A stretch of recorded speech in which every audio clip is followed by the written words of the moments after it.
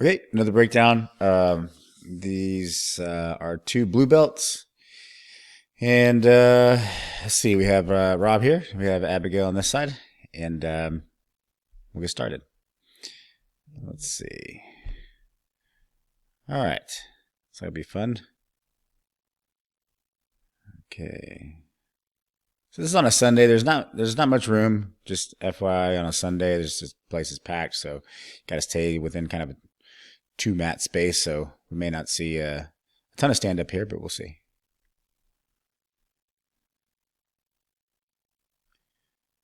Rob's playing here. Okay, so transition to the back. Bad, all right. So they're up against the wall. This is going to cause a problem if they fall up against that wall, but we'll see. So Abigail has one hook in on the right, and she has a hook here. She possibly could get this hook here on the left. The issue she's gonna find here is that Rob is still up on his foot here, so he can technically, I don't know what's gonna happen, but if he gets up and tries to tripod, that she's gonna start to slide a little too far. Her head's gonna cross over top of his head, and she's gonna be too high. So usually in this position, I would try to recommend to get double underhooks here, so that you can kind of stay on the back a little bit longer. And if you only have one hook, it's also recommended to kind of take this foot and cross it over and X your feet behind the butt here. And that'll keep you also attached. You have a little more connection.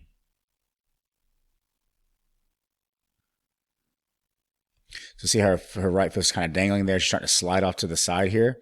If she had double unders and she was able to lock the Exo's feet together, she wouldn't be sliding too much here, right? Not that she, she wouldn't. It's a fix all, but she would definitely be a little more attached. It's a lot of energy to hold on like this too. Okay, so she slid off and she opted to go to a guard. So she goes right to controlling posture, like she's going to throw her arm over. She's looking for maybe a guillotine or 100%, which is a good option. And Rob recognizes this and starts to posture up. Okay, tries to do a back step. It's kind of a reverse quesa, and just kind of try to pass the guard. We'll see if he can free this right leg here. I'm not sure if both his legs are still stuck in there, but it may just be the right leg here. Oh, very nice. So she throws the left foot over. Trying to look for like maybe a possible triangle, but this is going to be a problem. Her foot is trapped under the leg here, but still there's something you can kind of play around here. Okay, so her foot's trapped. This is kind of keeping her hip pinned to the ground. I do like that she sat up here and went for the underhook on this side. This will be interesting. Well, she switches it. It's a bit of an arm drag there to let's go to the back. Now this is a very good position. Now that she's completely on the outside of the body here, there's no Rob has no underhook with his right arm. Her hook now can do some good. Just like she has a hook in. Started to climb to the back. Rob stands up, goes back down. Again, she goes to the seatbelt position. Honestly, I'm not a huge fan of this much anymore. This kind of seatbelt position on the back with no hooks. I've talked about this before in the past. This is not obviously a bad position. It's just that as jiu-jitsu goes along, things get a little more techniques that were older techniques don't work as well anymore, and then maybe a few years down the line they start to work again. But in this particular case, again, this isn't wrong, but what I would like to see maybe here is getting her knees pinched around the hips here, and maybe kind of not going into this seatbelt position in this particular case. Or I'd like to see her take that right shoulder and really drive it behind Rob's head here and kind of like go to kind of push his head underneath with her shoulder, and this will flop them both over top, and she can end up in the back. That's also a technique as well, but she'd have to really get out to her right side here and really get heavy on that right shoulder, really push that head in. So that would force Rob to roll forward. The other thing too is you can also take her right knee and actually face her head, and everything faces the opposite direction. And I've gone over this before in another video, or maybe it was a class I taught, but taking the back and without actually having the seatbelt and using the legs connection with the legs to actually take the back. And that's a whole nother thing. But it's probably too much there. But I don't mind this position. If anything, just get double underhooks here so that you don't slide forward. But we'll see what comes of this. And by the way, if she can get that right hook in, and again, if she can X her feet right here behind Rob here, and she can X her feet there, that'll be really good connection. Then she can get double unders and really start to drive in hip pressure. Okay. Okay, boom, right there. She actually did it, so that was pretty good. She was going into the knees there, but Rob opened up, and now we have 2 hooks going in. Good. Now she has 2 hooks. See if she went for the seat, but she didn't go. Okay, so again, right there, I would have liked to see her go for like the double unders. I think this would have been good to kind of just control the position and stay on the back. Rob flops to the side. Again, she gets back on the back. She's good at resetting the back. This is good. Rob's doing good defense here, kind of going to a panda position to her rotating inside position. Now it's back to an active guard. Be careful of that shoulder pinch with her arm there so she pulls it back in.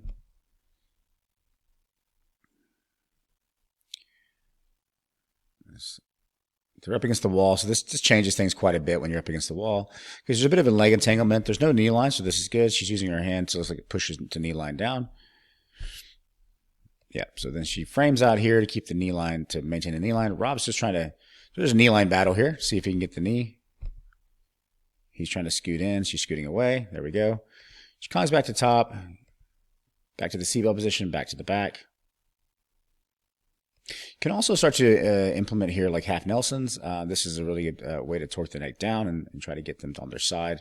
And also to go into like guillotines and renegade chokes and or Darces, anacondas, all this stuff. It's good setups. Good. There, nice. So she switches to north-south. Would like to keep her. I would like her to keep that inside position there. Rob's opening up here. There's a specific game we're trying to work on as of recently. It'd be too much to explain, but it's basically working on a game based off of the inside position being obtained by your partner. So this is why there's probably a lot of space opening up here. What Rob's doing this because him and myself and a couple other people are working on this kind of game. But I do like that the attacks here with the open position, that she's every single time that Rob opens up, she's throwing the hooks in here and going to take the back. So this is good. So let's see. The hook, she got the second hook in. That was very nice. She climbs to the back again. Okay, so now she had a rear naked choke, or so she had a seatbelt position, and now she's able to get across the neck, and this is going to be going across the chin or the nose, and this is all good stuff. So see if she can lock that in. She's a little too high here. Her head is getting over top of Rob's, and she needs to back up just a little bit. There we go. So she puts her left hand back under the armpit there. Rob addresses the hand across the neck, or the arm across the neck, by grabbing the hand, which is good. You should be grabbing 4 fingers or more, or grab the hand or meat of the thumb to peel the hand, not the wrist. This is always the best way to peel the hand off, or peel the arm off of a rear naked choke. She switches it, which is good. She falls to the side here, and she switches her choking arm to the other side, which is great. So now we have, so you can notice right here, just real quick, you can see that there's, Rob doesn't have the best grip here. He has it on the wrist. He still has the hand-to-hand contact on the second arm here, but now the choking arm has changed. Now the trick is going to be if can she get the hand here to the shoulder, and if she can get it to the shoulder, then and hide the thumb, then we'll be good. So she didn't get to the shoulder, so now she's switching the choking arm. When you switch the choking arm, you have to make sure that you got to kind of reset the position here first. In general, the person knows what they're doing. They're going to be sliding out. So Rob will probably start to get out of alignment here, because they're in spinal alignment here. So he's going to probably try to get his shoulders flat to the mat. Once he gets his shoulders flat to the mat, she needs to use this overhook to that hook to pull him back and bring him back the other direction. So bringing her over to her right side. So we'll see if she does that, and what Rob's response is here. So see Rob trying to get himself out of alignment. She's going to have to transition to mount if he gets his back on the mat. That was good. So see how she got her right arm under the underhook? This is good. So she's getting that, trying to reach with this arm to get an underhook to bring him back up and get back into alignment. Rob looks like he's trying to beat that hook, that bottom foot. Okay, so there's the transition to the mount because too much of the back was hitting the mat. And at the control of the wrist there by Rob, it's interesting. Got to watch out for an arm bar right there because when your hand is sticking out like that, it's good to control the wrist, but in that transition, you're going to get arm barred. So she shoots back for the arm bar. There's a lot of space there. It was just, if we look at that again, it was just that there was too much space right here. So when she falls, boom. It was a good attempt when she sat back to it, but when she sat back to it, her knees were not pinched. There was both feet should have been crossing over on this side of the neck, and we didn't have that. So, but it was a nice that she saw that there. So that's good. She is trying to control the arm here to get the arm bar. Rob just scrambles up. It gets to the top because there's no control of the elbow there. And now she goes back into attacking the turtle again. So Rob's playing a bit of a turtle guard game here, a turtle game, which is a good game if once you learn how to kind of play with it. It's risky, you take a lot of risk because you give up a lot of position, obviously. But okay, so she's gonna swing around to the side here. Again, she's looking for the hooks. She's been successful here getting the hooks. Again, I would like to see her just kind of, get some double unders here until she can get the second hook, or if she gets one hook, then to cross X her legs behind. Half Nelsons are also very nice here. Okay, she's going right for the neck there. Rob rolls through to the leg. It's a good strategy. It's one of the things with turtle guard you're always attacking the legs. The classic turtle guard at least, that you're going to be attacking a lot of legs.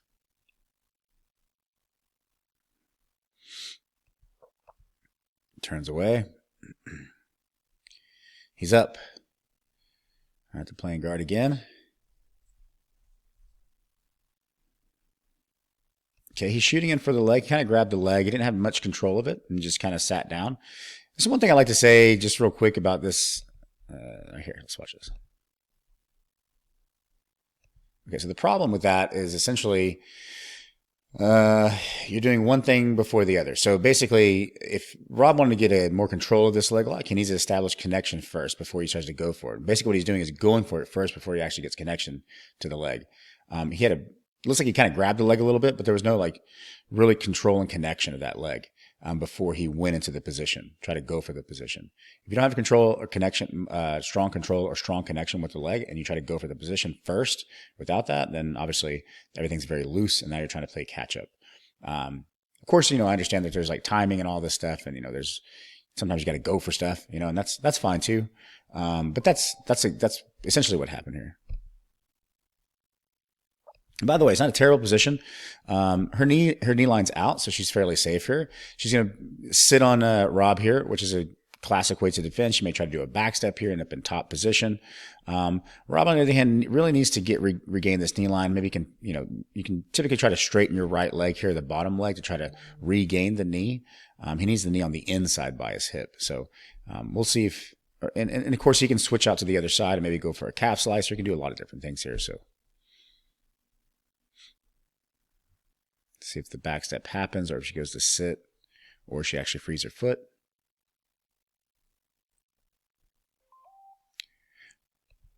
So I like that Rob switched to the heel hook on the outside there, but the problem with going on the heel hook on the outside is there's no control of the leg in the hips. So in order for, just as a general rule, any kind of heel hook, aoki, anything, toe hold, anything rotational, even rotational knee bars, require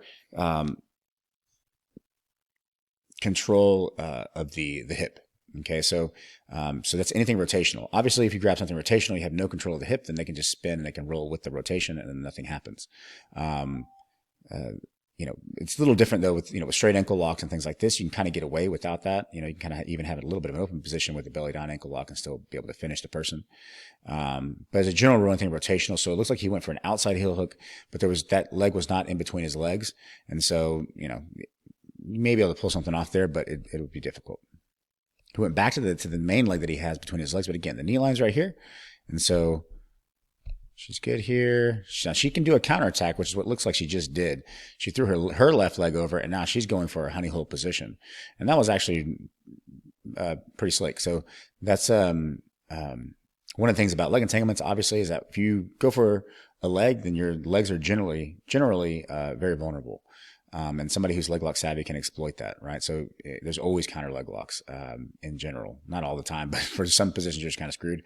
But a lot of positions here you can do counter. And so that's what she did here. She threw the leg over and she got to looks like a honey hole position almost. Rob recognizes this and tries to block that leg and tries to peel the leg off and or attack the leg. So he's holding onto the leg here, which would be interesting if he holds this leg and stands up, which whatever. Okay, she shoots back into honey hole, which is great. She shoots back into the honey hole position. Nice. So that's a good exchange, and then she swings around here to looks like, almost like a donkey guard she was going for there, and went back to the honey hole position. Let's take a look at that again. That was pretty slick. So right here. So she shoots into honey hole here. She lets it go. Rob spins around, and she throws over what looks like to be. Thought she was going to go to like a donkey guard here if she X's her legs here, but Rob continues to step back, and she's going to steal this leg here because she has the leg wrapped up with her arm here. So Rob's left leg is going to be entangled. Boom. There's the left leg entanglement. Very nice. Go for the second leg. Beautiful. Bring the second leg in. Nice. She went for the main leg, which is great. That's good. Boom. Heel hook. And you can see here, Rob has a counter. I guess this is what I was saying earlier. Rob has a counter toe hold here type of position. It's a one-arm toe hold, which is totally, I mean, you can pull this off. You can definitely pull these type of movements off in this position because now they're locked together, right? Her leg is still free on the outside here. There's nothing really entangling her leg here. So I would say that, in general, she's going to have the dominant position here just because Rob's leg is trapped in between her legs. And she has a strong heel hook grip here. So we'll see what happens here. Hopefully nobody breaks their leg. Oh, very nice. She got the tap. So just as a general rule, when you get into these leg battles, the person generally who has control of the hip or control of the leg will win the position. I always say there's like several things when you start to go into leg entanglements. The first one is you have to consider, is the person better at you than leg locks? That's number one. Number two is are they more flexible, right? Because you don't want to get in a race with somebody that's more flexible with their feet. And you're like, oh man, you're going to lose almost every time. And then third, which is the worst, is the other person just doesn't care. They don't care about their leg breaking. They don't care. You break their leg, and then they just want to break yours. So that's those are the top three things I always kind of look out for with leg locks. But these two train quite a bit together, so it's I've trained before, so this is good. It's always good to find a partner you can train leg locks with safely. Okay, so we have kind of just playing a guard here. It's kind of shin on shin. And Rob's kind of playing this like sideways kind of, it's kind of a floppy kind of guard passing kind of thing here. What I would like to see Abigail do here is if she could get up and wrestle up here, right? This is a very easy wrestle up position. She has a hold of the leg, especially with a shin on shin guard. She has a hold of the leg, and she can also just do a technical stand up here and try to drive to get to a double. Now I know that's, it's a big sell for some if you're not a wrestler and all these things, but I always say like with wrestling or any kind of takedown that you're studying, like one of the hardest parts is just getting connection, right? We do drills where we start people with the single leg, and it's a lot easier. We start people if you start in a double leg and you try to get the person to go down with a double leg, you can generally over time, if you get the skill, you can actually get the double leg or the single leg. But it's just getting to that single leg is very difficult. Getting that entry point can be very hard. But the good news is when you start to wrestle up in guards like this, when somebody's being somewhat neutral or passive in their passing, where they're not very aggressive in their passing or they're not pressure passing, then it's actually a useful tool just to develop, just to go forward and try to grab the leg and get an easy entry for a single. And try to get a takedown. Even if you don't get the takedown, you can threaten it and then go back to your guard, because then they're going to be a little more aggressive going into your guard, which is what, and sometimes guards, the guard, when you play guards, you want them to be a little more aggressive because then this helps your guard. She swung back into the Verstella. Kind of a Verstella here as I switched it. And she's go to shin on shin here. I'd like to see her establish a little bit more in these positions like De La Hiva or reverse De La Hiva. This would allow her to get a little more connection. Maybe she's playing a specific guard, like a shin on shin type of guard, and there's nothing wrong with that. That's great. And she's very good at swinging around with her hips and all this. This is all good. But see her play with a little more De La Hiva in that particular case. Case of the leg. Rob grabbed the leg again. And she's doing good here. She's trying to free her knee line, right? And she has her foot posted on the leg here. She understands that if Rob's left leg here starts to slide down, then she's going to be in big trouble. Then her knee's going to be where the hips are here. The leg lock formula for defense is extremely simple. It's you free your knee line, you put your heel to the rib, or you separate the legs, open the legs. In general, this will get you out of most leg locks. Not all of them, and not all the time. But for the most part, that's a leg lock defense, and it's just very simple. And so one of the things she's applying here is just trying to put post on the leg here to frame out to actually free her knee line. And Rob's doing a good job with his grip here. If you look at his grip, he's holding the heel here, and he's just being, just staying attached and holding onto that heel with that grip. Really doesn't. It's a bit of a battle now because this grip is actually is very useful. And she slides out. Like she's going to a little bit of a leg drag position. There's a bit of a cradle, looks like. Going to go up against the wall. Okay. Nice. She steps over the head. She thought she was going for an armbar there, or Kimura type position. And now she looks like she's going to go for the leg, possibly. She's going back to the core. Oh, Rob got to turtle. Now we're in panda turtle. Now he's keeping his elbows back so that the inside position is a little harder to get. So we'll see where he goes with this. This is good. I like that she's pulling on the foot here. This is what I was talking about with taking the back earlier. She can't do it here at this angle because the wall's in the way. It would be difficult. But if she were to take her right knee and just jam it in between the hips here, like right there in the crook here, and then start to pull back like she's doing with this foot, she can effectively take his back with like a truck type position and just, step this foot over and then lace her feet, and then she can get into a truck position or twister position, take the back. Boom. Oh, that was nice. Wall's there, so that's the problem.